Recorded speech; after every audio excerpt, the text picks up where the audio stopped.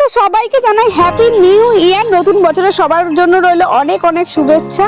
তো আমারও যেন আজকে পিকনিক করতে যাওয়ার কথা ছিল তোমার দামোদরে, কিন্তু মায়ের শরীরটা খারাপ, আর ঠাম্মার যেহেতু শরীরটা খারাপ তো তাও মায়ের তো ঠাম্মাকে নিয়ে থাকতে হয়, তো তাই ভাবলাম যে বাড়িতেই একটু কিছু রান্না বান্না করি, তাই আমি আর গেলাম না। কিন্তু দেখো মাংসের দোকানে এসে হেয়ার কাটিংটা দেখছি 2025 লিখেছে, দেখতে ভালোই লাগলো। তারপরে আমি মাংস নিয়ে চলে এসেছি। আমার মাথা থেকেই বেরিয়ে গেছে যে আমি মাংসের টাকা দিইনি।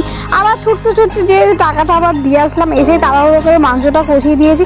আর ওদিকে আমার মা রাইসটা করে নিয়েছিল, এখন ওই রাইসের হচ্ছে ভাজাভুজিগুলো আমি করে নিলাম। তো এদিকে দেখো দেখো ফ্রাইড রাইস আর চিকেন কষা করেছি, আর তেমন কিছু করিনি।